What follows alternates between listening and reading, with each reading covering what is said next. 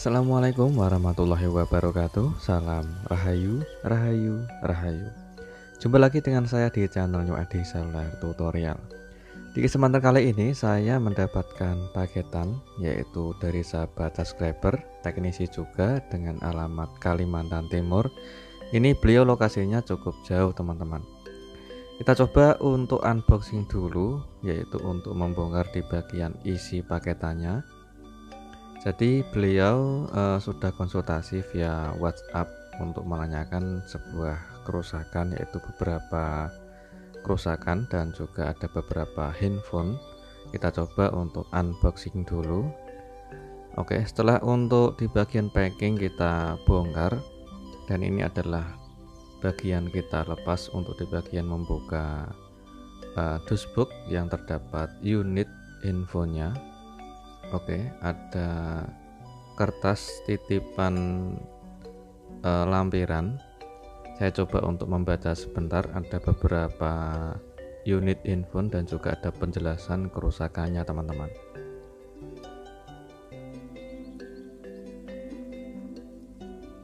Oke, setelah saya cek, saya koreksi untuk di bagian lampiran ada beberapa unit info yang cukup lumayan banyak. Ini ada, kalau nggak salah sekitar 8 atau 9 unit ya teman-teman.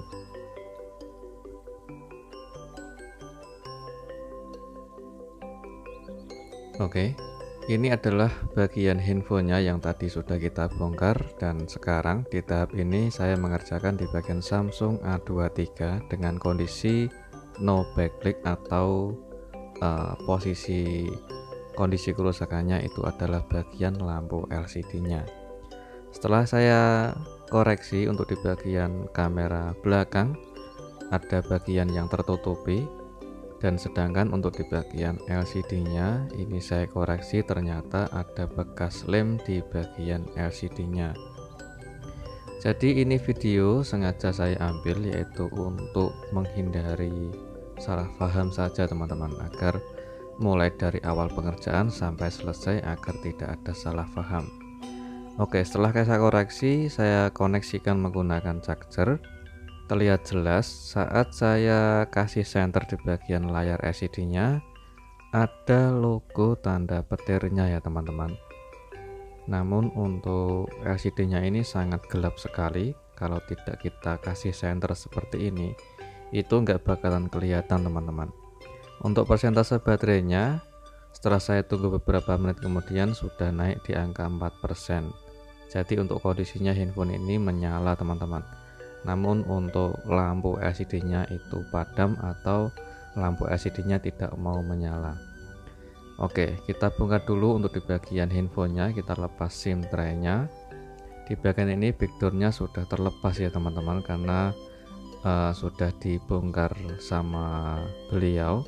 Jadi sebelumnya itu sudah dibongkar, namun tidak berani untuk mengecek atau mengerjakannya. Oke, sekarang kita lepas dulu untuk di bagian bezel. Di bagian samping ada fleksibel on off atau sidik jari. Oke, sudah terlepas seperti itu ya teman-teman. Selanjutnya saya coba untuk koreksi dulu. Saya koreksi apakah ada bagian korosi atau tidak. Di bagian ini adalah fleksibel LCD-nya. Untuk di bagian kaki, konektor LCD dan juga fleksibelnya saya koreksi, ini tidak ada yang robek ataupun tidak ada yang rusak. Untuk di bagian kaki konektornya juga tidak ada yang korosi teman-teman. Lanjut kita lepas untuk mesinnya. Kita koreksi dulu untuk kondisi mesinnya, apakah bekas kena air atau tidak. Oke, setelah saya cek, saya koreksi, itu mesinnya kering ya teman-teman, namun ada bagian short atau kondisi mesinnya ini ada konslet sedikit atau terdapat konslet sedikit saat saya cek menggunakan alat multitester. Jadi jarum yang saya gunakan itu terdapat short atau terdeteksi short atau konslet paling kecil. Sengaja saya coba untuk koreksi semua apakah ada bekas sisa air atau tidak. Ternyata handphonenya masih bersih teman-teman, alias masih kering, tidak pernah kena air. Sekarang kita lanjut untuk proses pengecekan di bagian mesinnya. Jadi untuk kondisi mesinnya sangat kering teman-teman, namun untuk bagian kerusakan lampu yang tidak mau menyala atau LCD blacklight yang hanya gelap saja, tidak keluar lampunya sama sekali atau lampunya padam, kita coba untuk memperbaiki di bagian mesinnya, kita koreksi. Jangan lupa untuk melepas di bagian semua kameranya. Oke, di bagian kaleng mesin masih tertutup rapi ya teman-teman, jadi belum pernah dikerjakan sama sekali. Di bagian ini saya lepas untuk pelindung karet yang ada di bagian konektor LCD-nya. Sengaja saya lepas untuk mengetahui apakah ada kaki konektor LCD yang terdapat jamur, korosi ataupun jalur yang putus. Ini konektornya masih bersih ya teman-teman, tidak pernah kena air atau tidak pernah kemasukan air, jadi kondisinya mesin ini sangat kering dan tidak ada korosi sama sekali.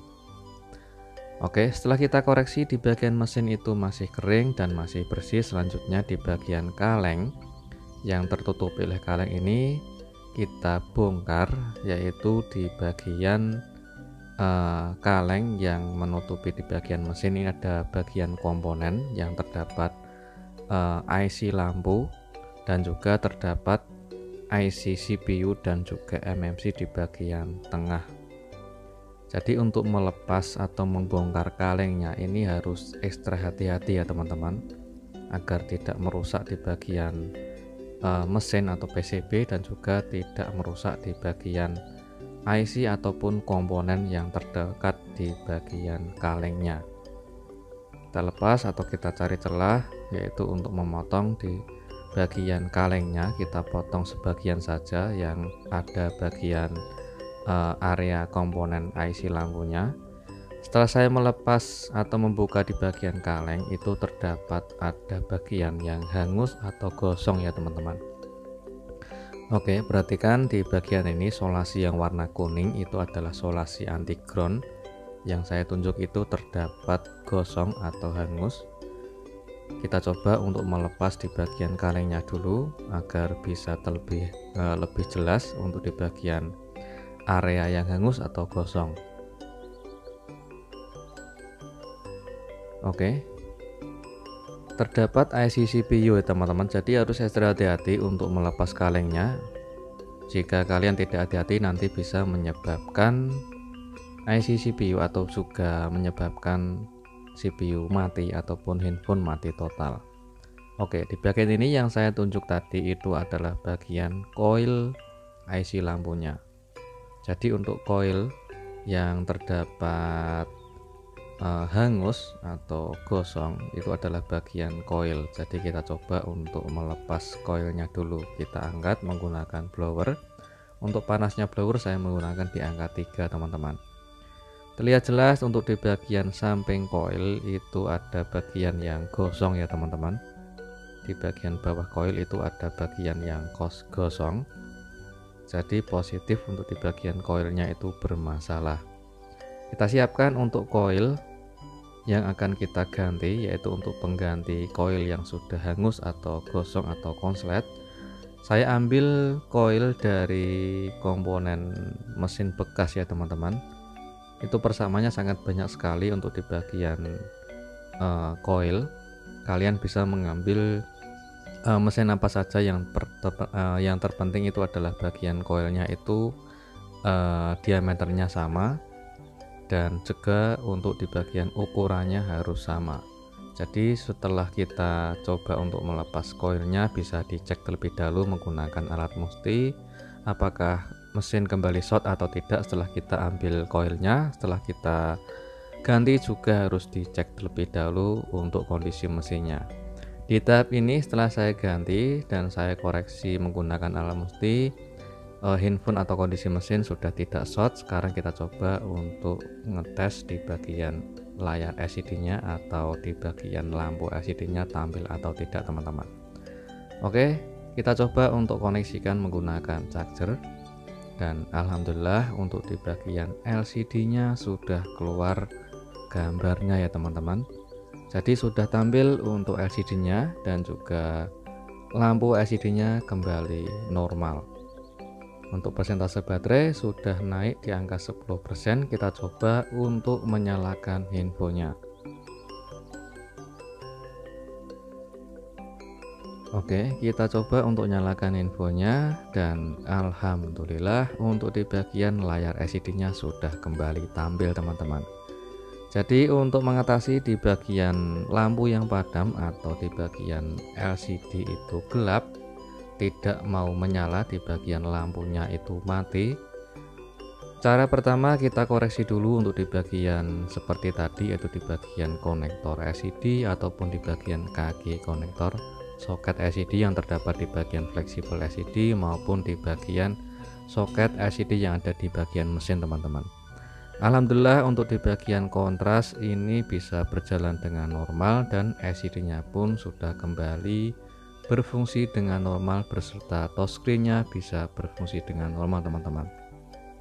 Jadi untuk penggantian koil harus hati-hati karena ada CPU di dekat IC lampu, ada di bagian area jalur lampunya, harus hati-hati untuk mengerjakannya teman-teman. Jadi sudah sukses untuk mengerjakan Samsung A23 yang blacklight atau LCD-nya gelap, yang lampunya itu padam, jadi tidak terlihat jelas untuk di bagian LCD-nya tidak menyala dengan normal teman-teman. Alhamdulillah setelah kita ganti koil yang sudah kita koreksi tadi itu terdapat angus atau gosong yang menyebabkan IC koil itu bisa konslet. Sudah kita ganti menggunakan koil dari koil Kannibalan yang diameter dan ukurannya itu sama. Alhamdulillah untuk pengerjaannya sukses, yaitu untuk memperbaiki Samsung A23 no blacklight.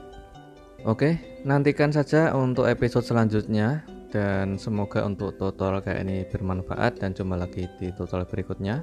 Assalamualaikum warahmatullahi wabarakatuh. Salam Rahayu, Rahayu, Rahayu.